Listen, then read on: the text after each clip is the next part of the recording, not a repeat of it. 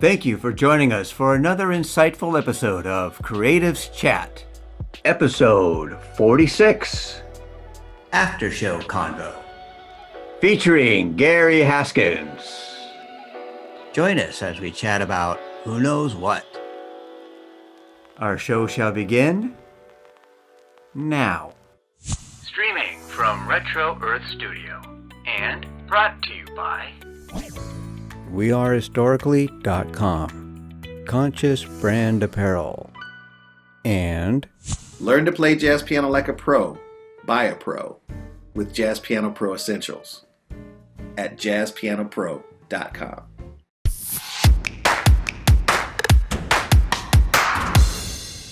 All right, everybody, meet Gary. Yeah. So what would you say to somebody that's like, all right, what am I awakening to? Like, why am I doing this work? Like, what am I gonna do this for? Like, I'm still gonna go through all this shit, man.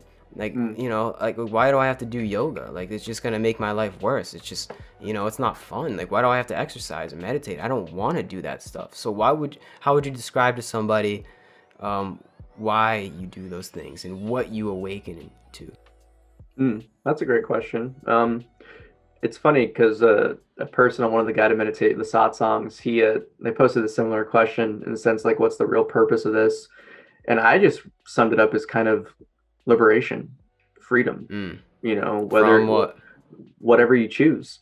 That's the power. It gives you the opportunity of choice, and that's something that we really don't have until we really wake up. Because that's good. Whether you're stuck in victimhood or personhood, whatever you want to call it, thinking everything's against you, or you're always being oppressed, or in all these different avenues. Like, you have the choice to choose peace. You have the choice to, like you said earlier, because it's there. When it's there, you can't unsee it. You can't unexperience it. So it's always a conscious decision making at that point, where it's like, hey, what about this thing I stumbled into in myself?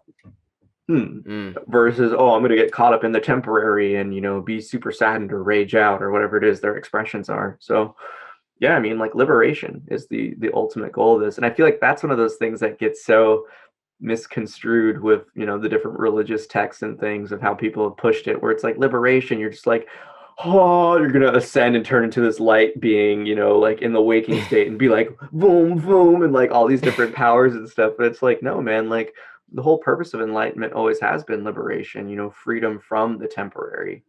Yeah. How would you express it when people pitch it? Same idea. It's the same idea, man. I would say it's liberation from the sufferings of your body. It'd be like knowing that whatever you go through in this body, you're liberated. Literally, it's like, yeah, you are literally liberated from the prison of this body. Yeah. The whatever happens in this body is not you. You're awakening to the dream of your ego. And there's no words that you can put on it. That's the thing. You can only use metaphor. Like we just use. Like, all of those are just symbols that we use. Like, I know what you're talking about because I know. If you know, you know. But like, if somebody that doesn't know, deep, if they haven't reached that direct experience in themselves, I think it'd be very hard to understand what we're talking about. Understand what I just said. Awakening to the dream of the ego. Like, what does that even mean? But like, if you know, you know what that means. It's like knowing that, like you said, it's all temporary. This is just a vessel. This is just this is a tool for me. This body is a tool for me. And whatever I have to go through in this body, I witness it just as like as a game, as a show. But like you said, once you realize it's a game, you can choose to take hold of the controller and play it how you want. Facts. That's why I love it, because it's, it's another real recognizes real moment where it's like, yes, you get it, And I mean, I guess that's a question I have for you is, I'll precede it with a little bit of a kind of theory is, I always try to see it as we're always in this process of unfoldment and awakening. But, the real big jostles that break those shells come through some type of catalyst where you really question, like, what do I know? Who am I? What was really your big catalyst that kind of propelled you towards this path of inner looking? It's a gradual thing. There was multiple, I guess you could say, awakenings, quote unquote. Yeah. You know, I've had a lot of revelations even just like during a yoga class or just afterwards in yoga, and just yeah, Yeah. just coming to that revelation somehow, some way, of that my life is this is just like this journey that I'm on, this journey, this movie, this story that I'm living. And I'm gonna, while I'm here in this vessel, live it to the best of my ability, do whatever I can. And it's like there wasn't one thing. Like, I'm still on that catalyst trip. Like, I'm still living on that vibe. There was no like, Yeah. you know what I'm saying? There's no like difference. Like, I'm still on that. I'm still learning. I still have the Yeah. opportunity to, maybe there'll be another catalyst. Maybe I'll fall on the like another sense of change in the future. But just like, I don't know, man. It's a like, there's no before and after, if that's kind of like what we're like you're asking. Like, there was no like before me and after me. Yeah, there was one time I did mushrooms, maybe that changed me a little bit, but like, it's still evolving. Like, I'm Yeah. still Yeah. becoming what I'm meant to be. Like, I'm still unfolding, you know? Yeah. I love It's it. still happening. I'm going through that change as we speak. And that's a beautiful statement in the sense of whenever we think we made it, there's clearly lessons we didn't learn, you know. Yeah. And I think that's one of the false avenues, I guess you would call it like a spiritual cul-de-sac of the materialism and things of those natures, where it's, you know, people think that they achieved something, they think that they made it, you know, and we normalize midlife crises because we fundamentally missed the mark on that point right there, that there is no making it, you know. Life is always a journey, you know, from your first breath to the last. It's this Mm-hmm. adventure of experiencing. And there's never, I guess you could almost put it this way, where it's, we limit ourselves to what we can experience if we believe certain things like that, like we are a certain level, and then you cap yourself from your potential and growth, Yeah. versus always kind of seeing yourself, you know, like I fundamentally always see myself as a child, like, and not in Mm-hmm. a way of like being immature, in the sense, like, it's more so in the concept of I'm always learning and growing. Like, each moment's different, every, like yourself, you can attest to this sense of, you know, every conversation you have with a guest, you come out an entirely different being. Like, it changes you, it alters Yeah. your perspective and who you see yourself as and how you see the world, because you're gaining more information. And like, we take Yeah. that beautiful magic just for granted, that it's just like, wow, my entire reality can be adjusted just through a conversation with someone. Like, what? Mm-hmm. Yeah, exactly, man. It's just like, yeah, knowing that your life is a journey. It may not seem like it at times, but it really is. You're it. You're the main character. We're all Yeah. this main character in this movie of life. And that is amazing. All Mm. of us. We are all okay, this is going there. We're all Christ. We're all the main character. That's what the Bible was teaching us, man. Yeah. It wasn't that like to bow down to like Jesus, the icon. Nah, man. You're the icon. You're Christ. Yeah. You're the main character in this movie. That's the whole premise. That's another part of the awakening too, is like coming to that realization, like, whoa, like, I am, some may say, God, you know? I don't like using that term, because like then people are like, well, you think you're God? Oh, you got a Messiah complex. Like, no, I'm God, but so are you. Yeah, So is you're everybody else. We're all exactly. the main character, which is crazy. Like, when we are all this, Mm.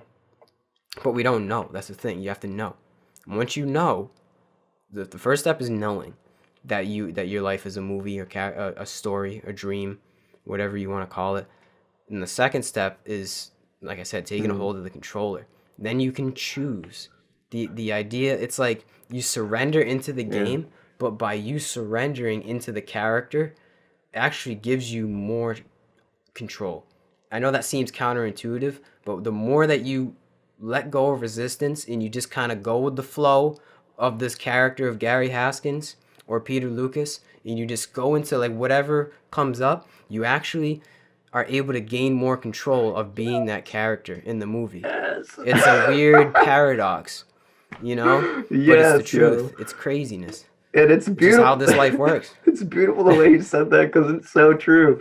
And it's always, you know, I find that's probably the most consistent teaching in spirituality, is that it's always a paradox, or it's always Mm-hmm. it's always revealing a paradox, where The more you let go, the more you receive. And it's funny that everyone overlooks, especially like the teaching of Jesus, is oh, you're all capable of greater miracles than I am, because we're all one. I am is because I am, but you are too. We're all Mm-hmm. beings of the heaven. Kingdom of heaven is within, not within me, it's within you, it's within each of us. And it's Yep. those overlookings of just the basics of his teachings, that it's like, yo, he's been really trying to he's having conversations with the same wavelength that we're having these conversations on. It's Yeah, just right? like, everyone is a god and goddess of creation. That's why we're here. That's why Mm-hmm. we were, who knows why we were all given this opportunity. But one thing that I can always understand through the concepts of, just my own introspections is we learn through contrast.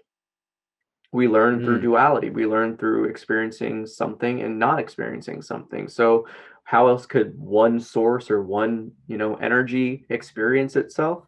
Through a whole lot of other, through a whole lot of Yeah. getting, this amnesia that we have where we forget it. That's such a pivotal part of the journey, because would we really appreciate what we are if we didn't know how awesome it was?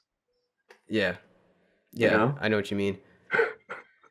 Yeah, there's a certain life has to always be a mystery. Imagine if you had it yeah. figured out, it would be boring. So like yeah, like knowing how awesome it is also to me comes into know that like, well, I'm never gonna figure this out. Like it's just an ever evolving mystery. It's a story that's still being written. So Mm. yeah, man, I get it. I get Well, it. and that even comes back into this. So this is interesting. We'll dive into this one because might as well. Okay. That concept of choice. You say we get the controller, and it's also another kind of paradox here, because the more you do surrender and let go of, the more you receive and tap into your kind of full potential, and really your soul or your personality can express itself effortlessly. But how much of that truly is a choice when you allow yourself to surrender to the flow? Would you allow yourself to surrender to the now? That's the And paradox. That's the paradox. You have to ride the line of that paradox. It's crazy, man. That's just how life works. But like, if you know, like, yeah, with words and concepts, you're always gonna reach that kind of paradox. Like when we explain it, Mm, you're always going to reach some kind of black and white. But I think yeah. being a human being is riding the line of the yin and yang. Like we ride the Mm, line of that black and white, knowing that's where the flow, that's where the Tao is. It's in between yeah. those paradoxes. And if you Yeah. know how to ride the line of that, that's the way. And the Yeah. way is the way. The middle path. Mm-hmm. The direct path. And that's a great way to put it. It just is the paradox. Like, no beating around the bush. Yeah, it's just that's the paradox. It's funny.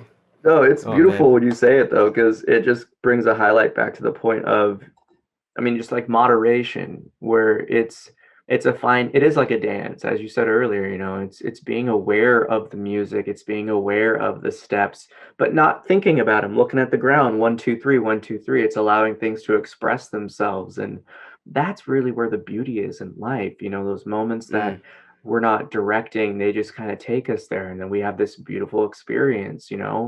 When you just mm, speak from the heart, you have these profound connections with people that we usually don't have, because most people are always stuck up in here censoring themselves.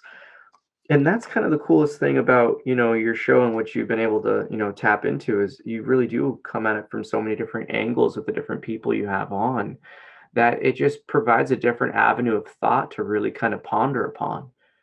Like, mm. what was it, the recent you had that doctor on, like, she dropped some stuff that it's like, oh, I got to think about that. It's an interesting way to take it, the scientific approach to things.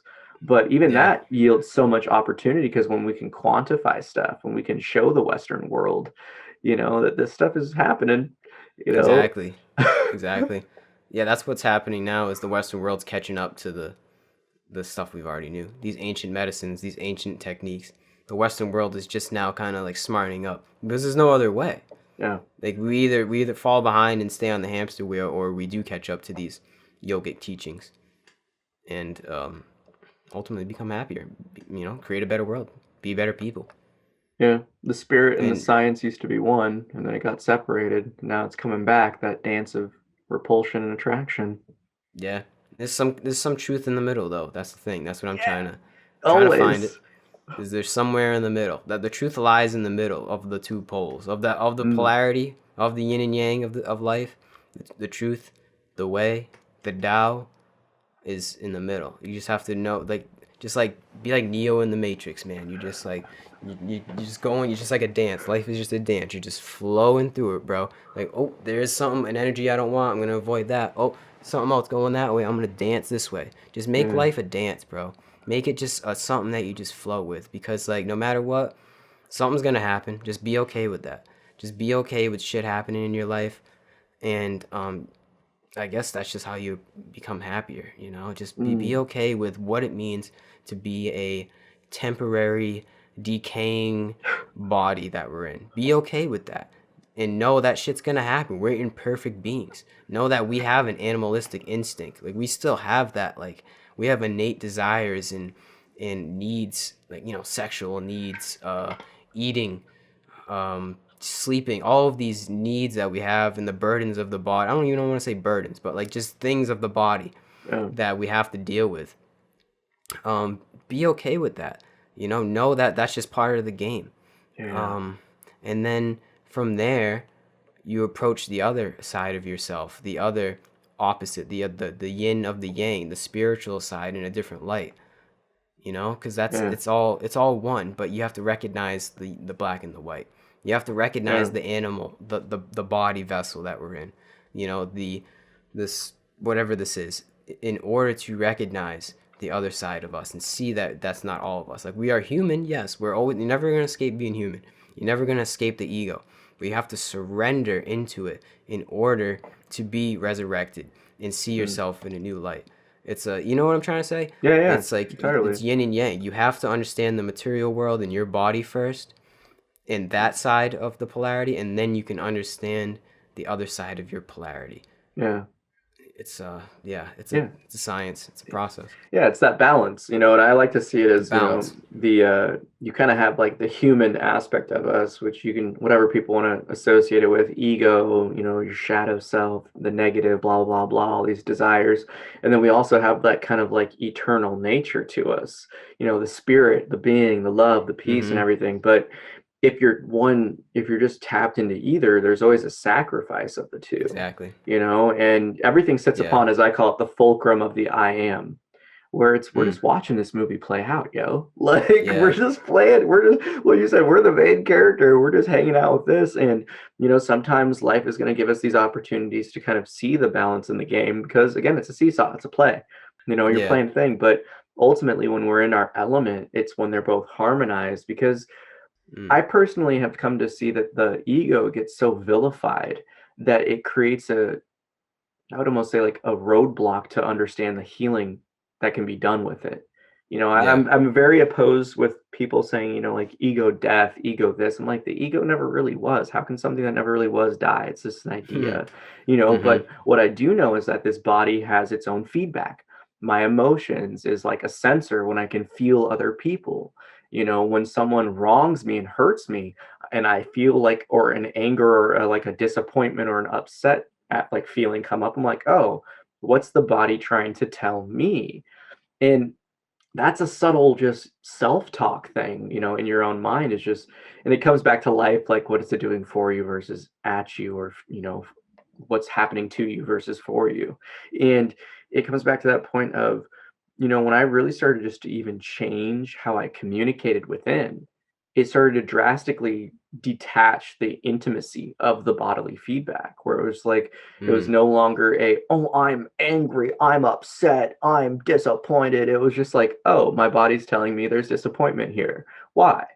Yeah. It creates another opportunity to heal. And like what you were just saying with the animalistic nature, the primal instincts, yeah, we're gonna have them. But if we didn't, if we were blissed out all day, we wouldn't procreate. If we were blissed Yeah. out all day, we'd be like, hey, bear, get eaten by a bear. Yeah. Like there's so many different avenues that, there has to be a harmony within for there truly to be a harmony around. It's And balance. yeah, it is that active balance. And that's why I like how you put that, the Tao is really the yin and the yang, the balancing between.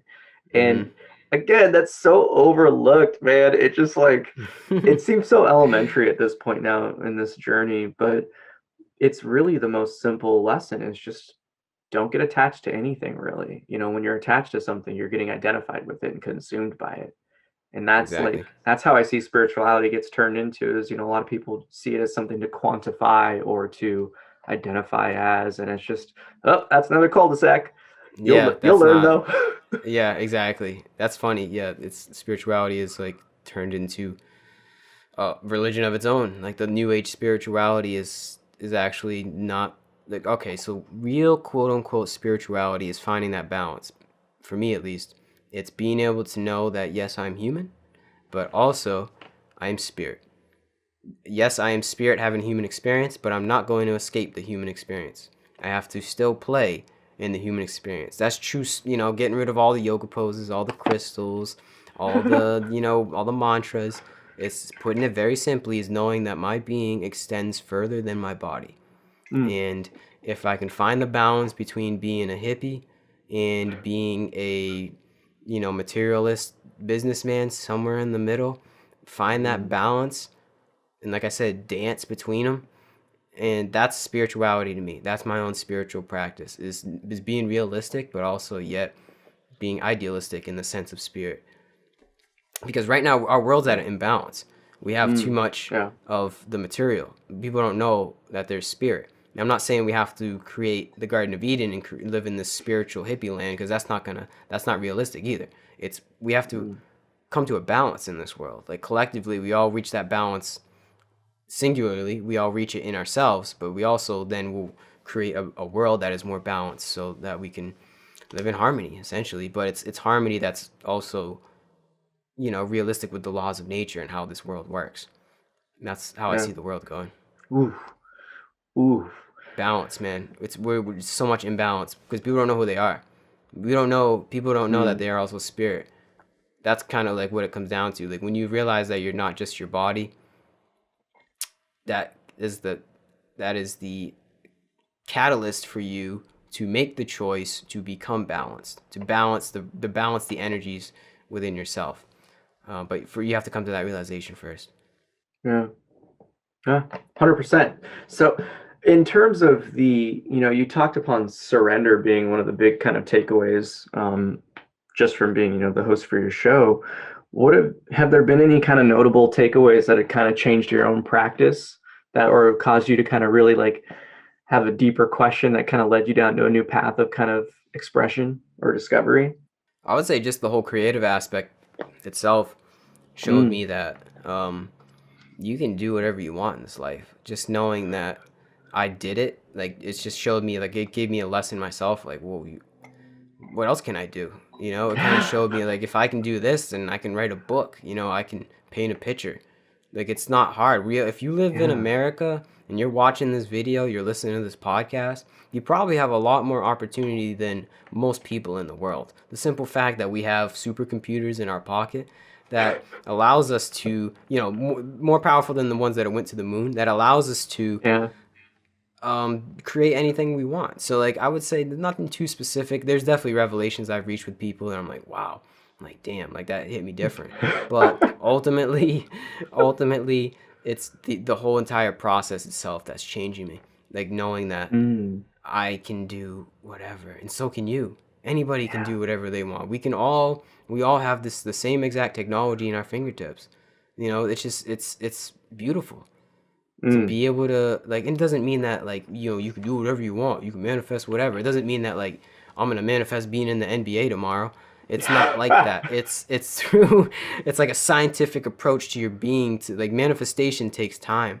It's like we said, analyzing the energies and Yeah. knowing how to become the alchemist and transmutate that, and then you can manifest when you know how to work with the subtle energies in your body. But that's a you know that's a skill, that's a science.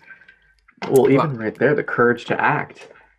yeah, The courage to act yielded so many opportunities for recognition, growth, healing, all of the above, but how many people censor themselves and hold themselves back from just doing it? that's the hardest part, starting. I realized that that's a huge revelation to me, was just Mm, starting, just doing it. I always, when I teach a class, I always say, all right, the first thing I say is, all right, the hard part's over, you showed up. Because that's the truth, man. Just showing up is half of life. Just doing, just going there, just doing what you have to do, and then just get lost in the flow, get lost in the process of whatever the creative process is, or maybe it's yoga or whatever you have to do.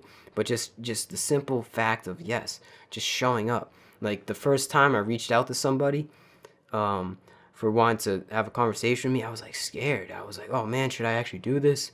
I don't know. Like, are they gonna deny me? Like, why am I doing this? And then I just sent it because I was like, I'm gonna take a shot. And then he got back to me and he wanted to come on the show. And now 50 so episodes later, it's like nothing to me. I can talk to anybody. I'll reach out to anybody and ask them to talk to me. When before I was scared. So it's just like, it showed me, just simply taking a chance, I guess, taking shots, and don't be afraid to fail.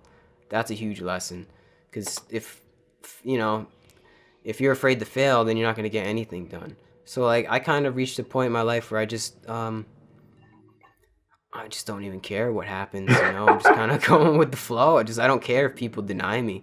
I don't care if you don't like me. I don't care what the haters say, man. I'm at a point where it's just kind of, I know the path. I know what I have to do in life, and I'm doing it, But like you said, it's just, I had to recognize that somehow within myself to just act. It's just about action. It's just about doing it. Just do it, Nike. Just do it. That's funny in the sense of, I feel like it's one of those kind of cliche things where it's like, don't be afraid to fail. But how many people really are committed to their own illusions, their own assumptions, their own imagination, when it just goes off on those tangents of being like, no, nothing, this isn't going to work out. No.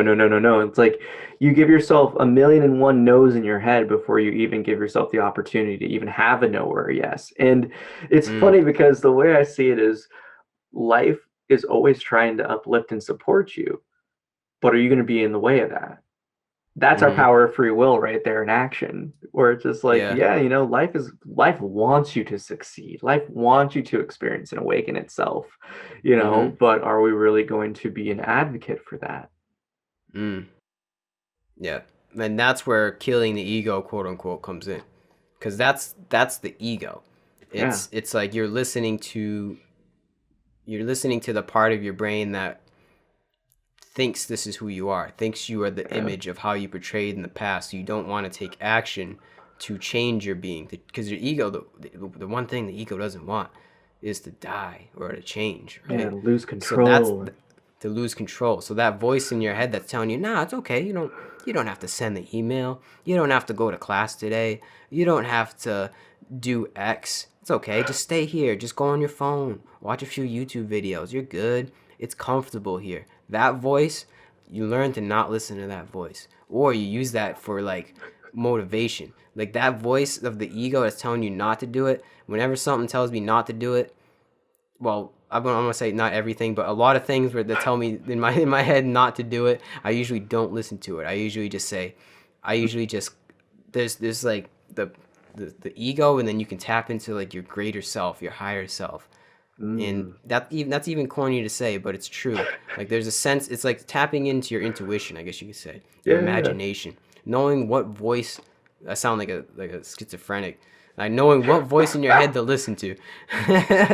But it's kind of like tapping into your intuition isn't really even tapping into a voice. It's tapping into an unspoken connection with the divine, some would say. A knowing. So it's a knowing, a certain sense of knowing. When the ego, the voice, isn't knowing, it's just like I don't know what it is. It's not knowing though. It's like it's thinking it knows. It's like showing you a way to stay comfortable and just to stay alive. But it's always gonna be there. Yeah. You're never gonna kill it. It's just knowing how to work with that and knowing the knowing. And once you can tap into the intuition, it overrides the ego every time. Yes. Yeah, I love that. Especially that last line, because well, it comes back to, again, like self-knowledge is the kind of core of this journey of introspection and looking within, is that you come to understand what the feedback is like. But even then, it's the spiritual thing, like, don't get your hopes up. It's also been that same dance of just like, don't assume. Like, Mm, that's probably one of my bigger teachings, is just never assume anything. Question. yeah, yeah. Question, question everything. I mean, that's cliche again, but it's really true. It Yeah. really is, man. Like, you just always, like, that's part of the flow.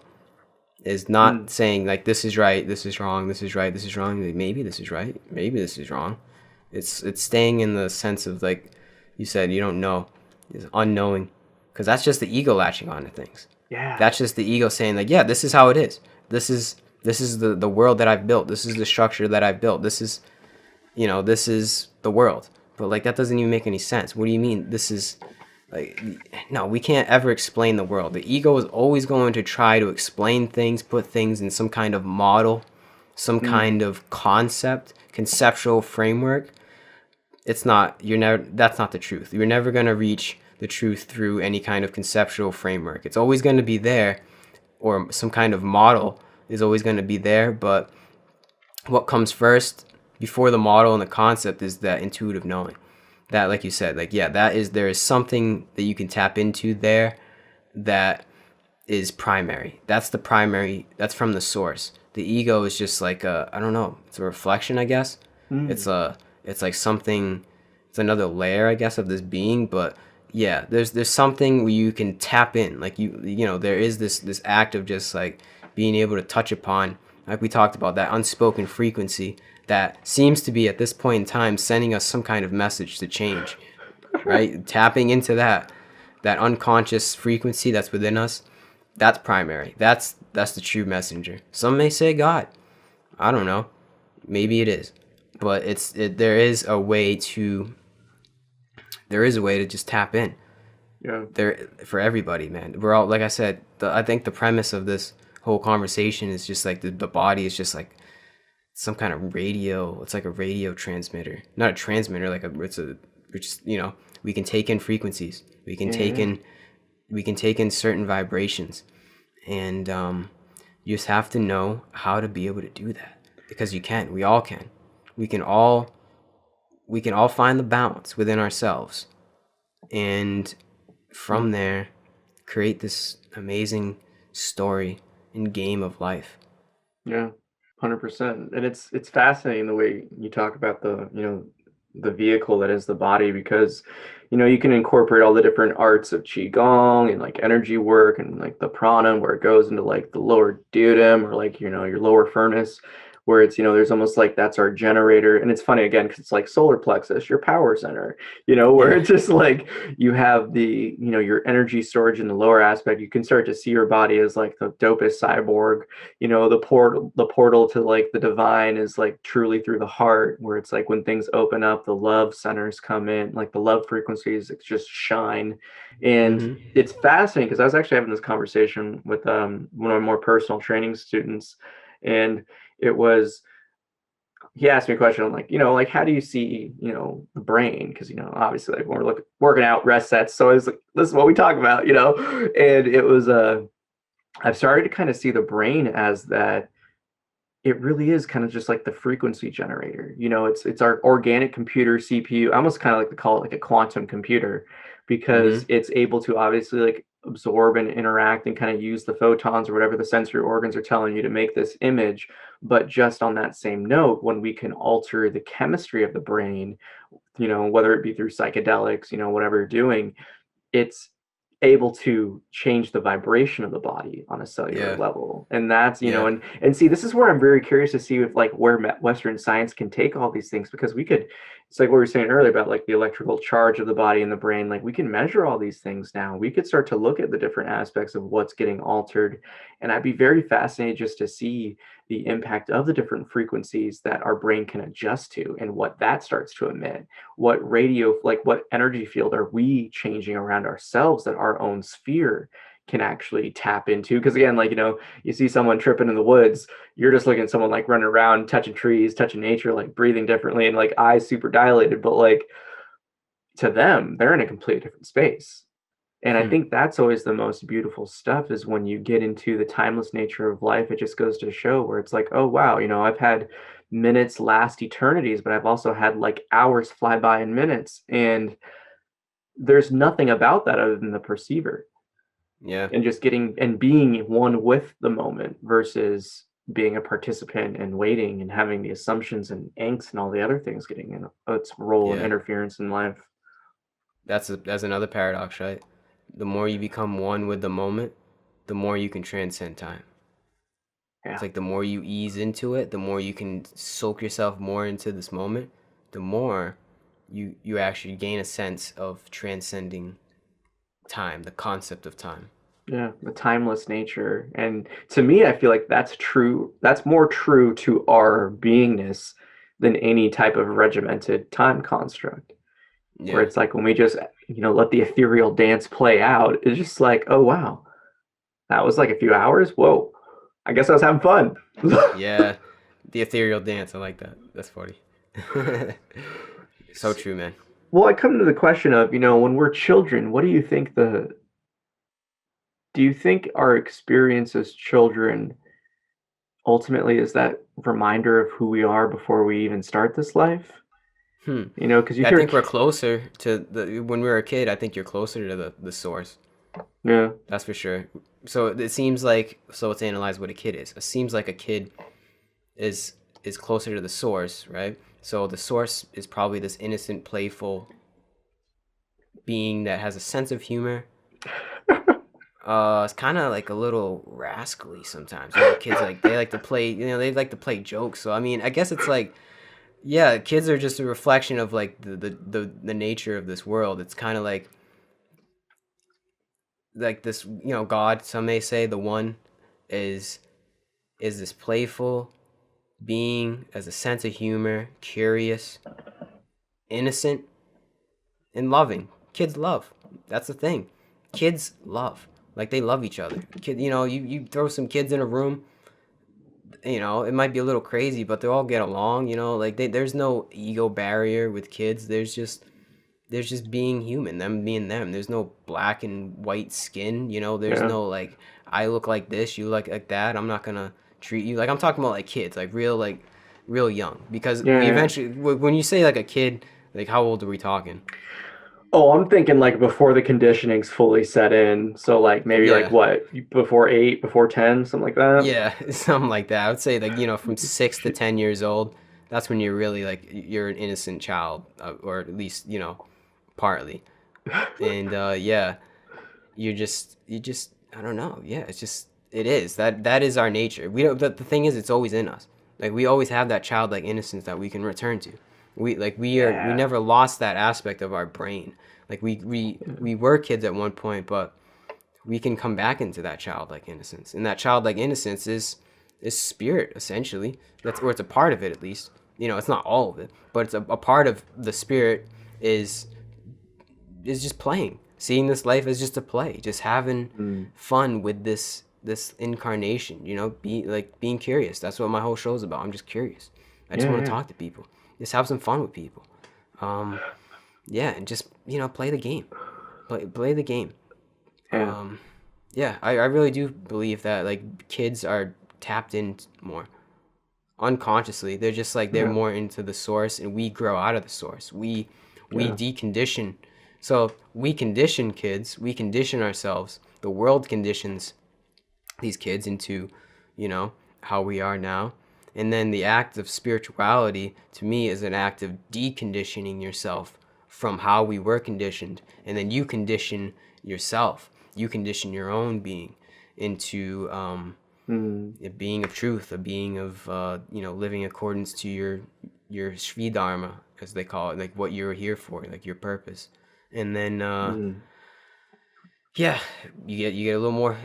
You touch upon aspects of playfulness and innocence and love and having fun. Yeah, Kids just like to have fun. That's what it's about. right. Yeah, yeah. Really is. We overcomplicate life. And I think that's probably the most discouraging thing to see is, but again, it comes back to that earlier statement of, we really have to kind of take that journey outside to really value what we already had. But that's the greatest, I guess, lesson right there is we're always tapped in. We grow out of it, quote unquote, we grow out of it. And the whole journey of life is, how many experiences and ridiculous things does it take for you to be like, whoa, wrong way, and then come Yeah. right back? Because I Yeah. find, like, especially, like one of the testaments, a great host like yourself is just, you do have play, like that playful nature about you, especially while you're talking, where it's like you can tell it's like you create a non-judgmental, just open space for people to express themselves and be themselves. And that's the heart connection, where it's like, as I'm going to say a lot in this one, but it's another real recognizes real moment, because it's just like, oh yeah, dude, let's just chat. Let's just hang out, Yeah. And that's something that people really take for granted, is just the child that always is within our heart. And Mm-hmm. it's that, to anything, is the more accurate representation, like you're saying, of source, of spirit, of creator, God, whatever it is you want to call it or identify it as. But like, our effortlessness of being is just that playful nature. And I think that's we talk about purpose, I think that's one of the primary roles of this life, is to come to value what we are and appreciate what we are, because it makes it that much more of a magical experience once we get it, you Mm. know Mm. in the Yeah, that's roles of awesome. purpose, though, like, what do you feel like purpose is, in your life, or in purpose in general for people? It aligns with giving back, like a sense of selflessness. Like, we're all servants Yeah. here. Yeah. We're all in this vehicle for a reason. There is a purpose why we're here, and that's to act out your your skills. Like, I'm not a painter. I'm not a football player. I'm not a NASCAR driver. But some people are, and some people, that's what they're here for. So we're all here to find out what our purpose is, which is the best way, in your ability, with your skills that you've been born with genetically in your DNA, the best way to give back to humanity, essentially. And it might not be the all of humanity, not all of the world. It might just be your community. It might just be your Mm, parents. It might just be yourself. But it's some way to serve, some way to to use this vehicle in the best way that it was built. And we're all capable, we're all different. Thankfully, we're all different. We are all unique, and we all have different skills. We all have different ways to express that aspect of the creation, divine creation that we find ourselves in, mm, right? The purpose is aligned with the greater purpose. Like, we go to school and they tell us our purpose is, you go be an accountant, or go do whatever it is in college, go get a liberal arts degree. Not hating on liberal arts degrees, I'm just saying, like, it's probably not aligned with the purpose. Like, our purpose, the greater purpose is something you tap into. And mm, then once you tap into the greater purpose, you find out what your sole purpose is. It's like you mm. act out in this vehicle the greater purpose, which is, to put it simply, it's being selfless, Yeah. cultivating the certain skills that you've been given to give back, help make somebody else's life a little bit better through your efforts. And yeah, you find out what it is in your own accord. I can't tell anybody what their purpose is. Nobody can tell me what my purpose is. You just kind of have to getting back to it, get to that knowing, get into that, find that intuition. It'll lead the way Yeah. for you. Some may say it's your higher self, but it'll lead the way for you and find out what your Yeah. purpose is. I love that. I love that. And especially the fact of selflessness, because truly that's what always speaks to our nature, like our highest, our higher self, the heart, whatever we want to call it. But even looking at children, how selfless they are naturally. There's been so many studies that Yeah, just show that they always want it. They see someone, experiencing lacking, they're always going to like self-sacrifice their own stuff to be like, hey, let's share, let's do yeah, this. And it's funny how those learned behaviors of otherness get conditioned into us to be exclusive, to be judgmental, to assume, to be divisive, and all these things kind of yeah. play We out. grow into the ego. And it's Right. funny Yeah. how that comes second, but what came first is the source, right? So even Yeah. when, like what we talked about before, how we analyze, like, the whatever goes on in our head, it's Yeah. always the ego, right, talking, but what comes first is the intuition.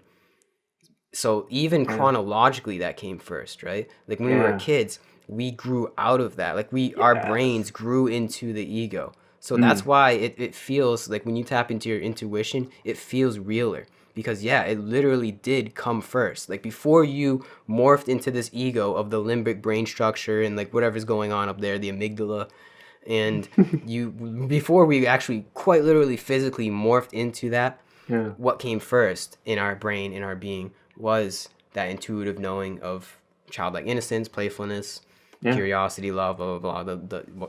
The list goes on. But like, it's kind of cool that like that literally just came to me as you were saying it. Like chronologically, what came first was that source, that playfulness. It's pretty cool. Yeah.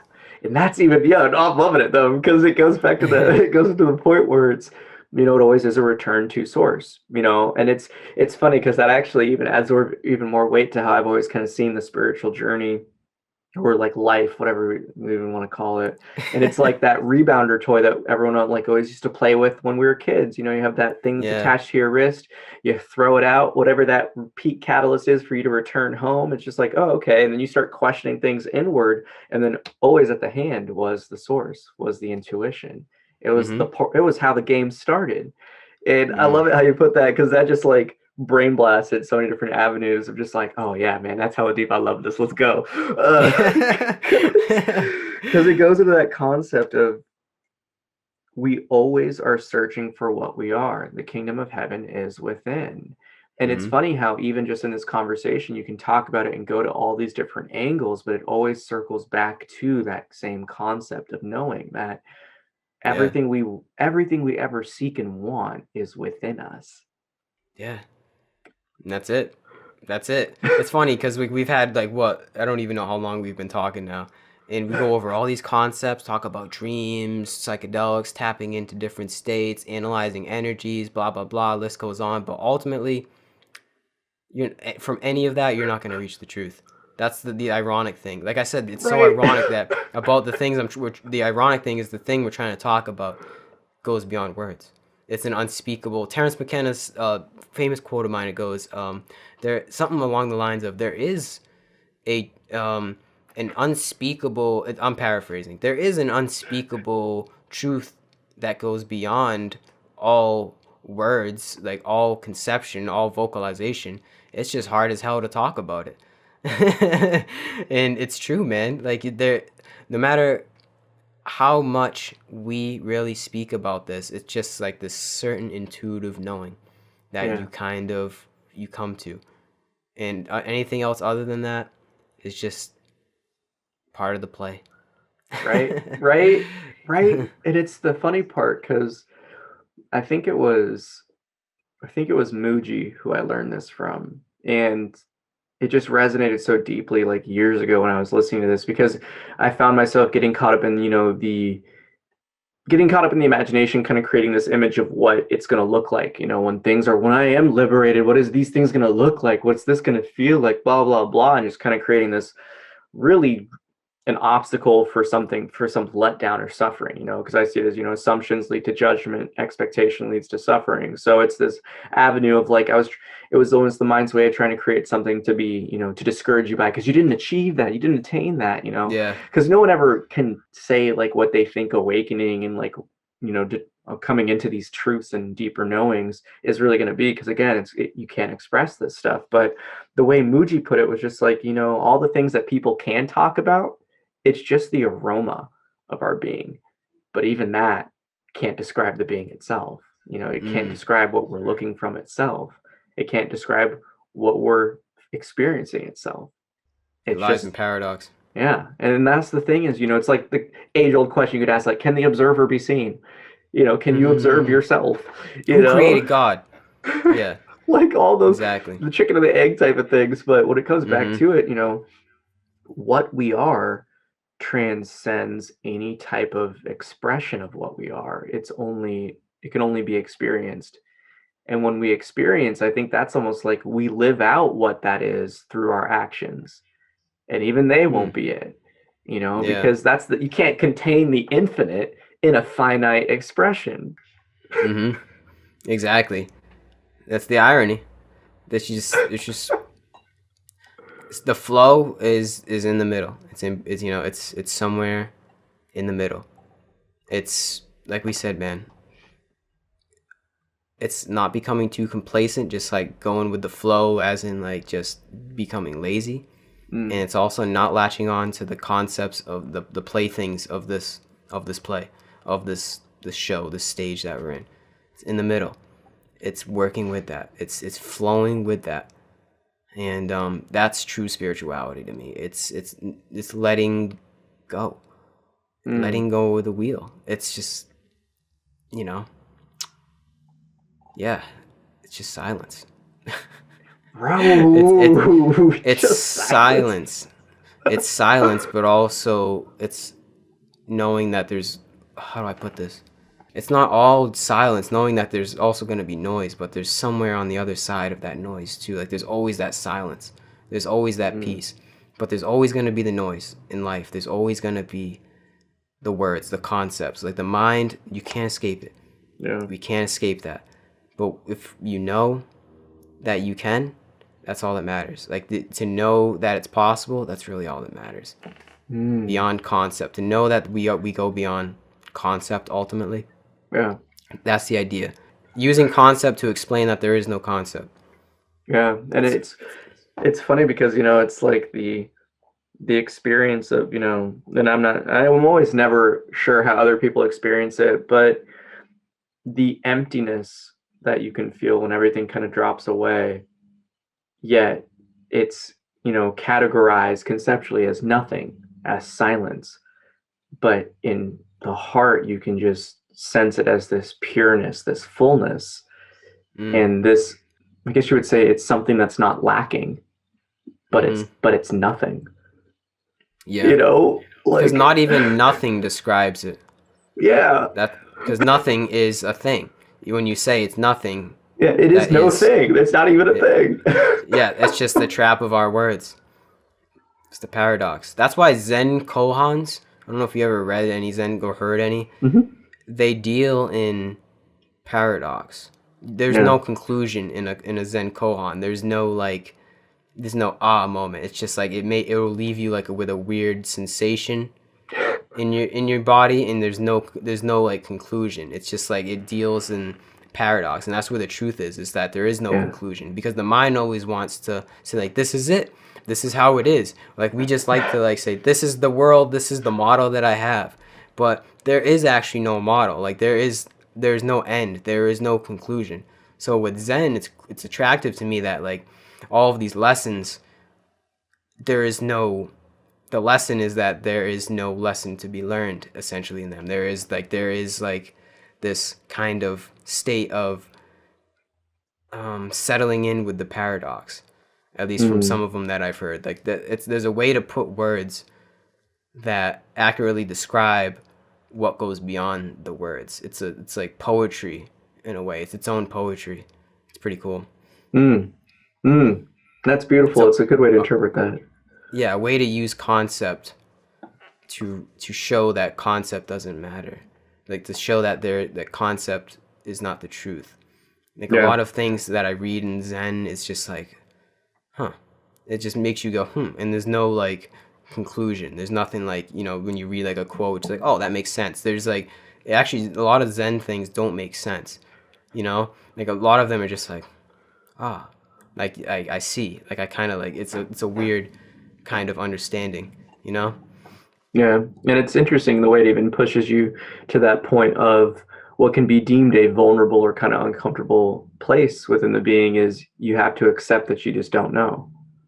Exactly. And that forced acceptance is something that always is probably the ultimate trap for everyone, is because you have to always, the mind, what you're saying, the mind has to know, the mind needs to know. It operates in that knowing, and it's truly limited by that knowing. The mind can't conceive or come up with something it doesn't know. That comes from the intuition. So that's always the fascinating thing right there too, is we can grasp the unknown through receiving whatever cosmic energy frequency, like spirit boys, like I don't know, like how you want to describe it, like people get whatever, but the fact is, like when we enter the realm of the unknown and have a new experience, it doesn't come from mind fundamentally. Yeah, Yeah. Yeah. Hmm. Comes from somewhere. I don't know where.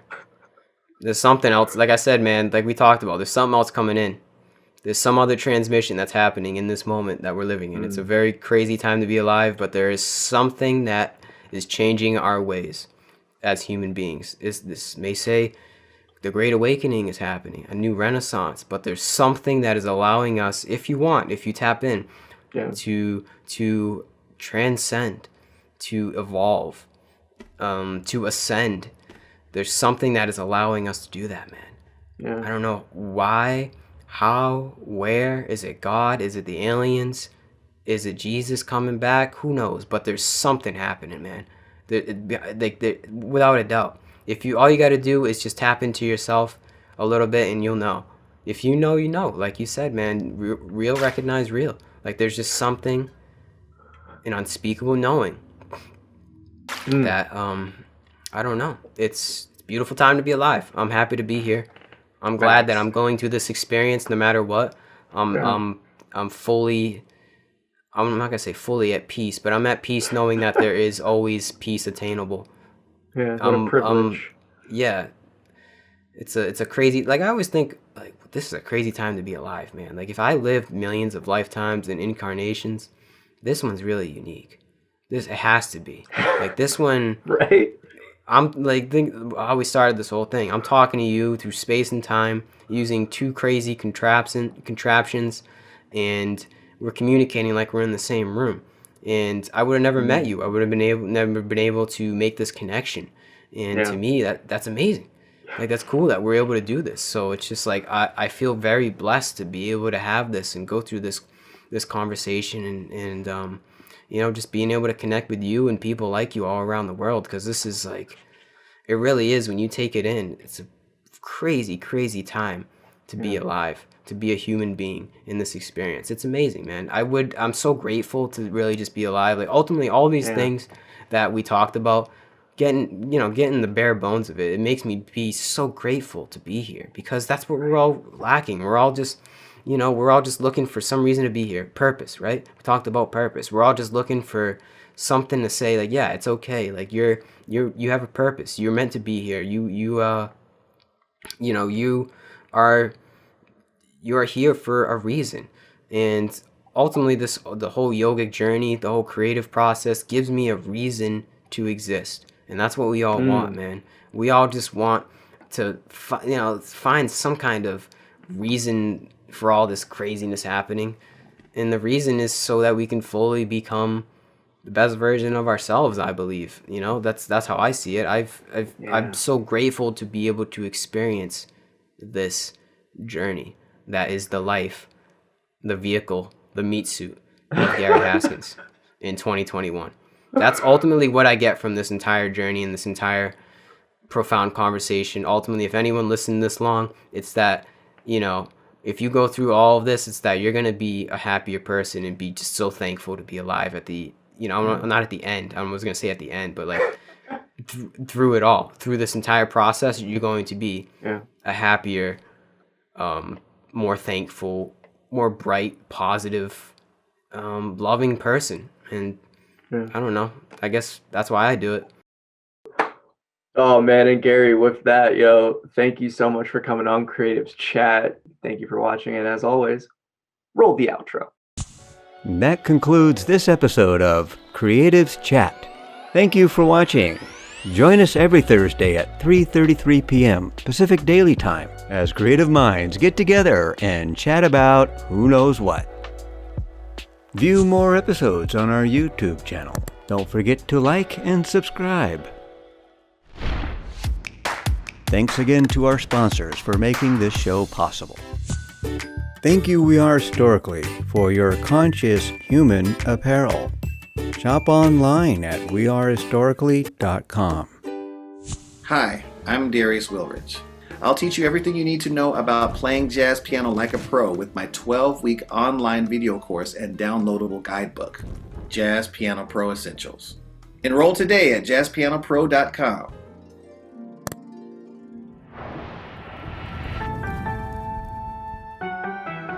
Thank you for joining us. and have a happy always. Oh, yeah.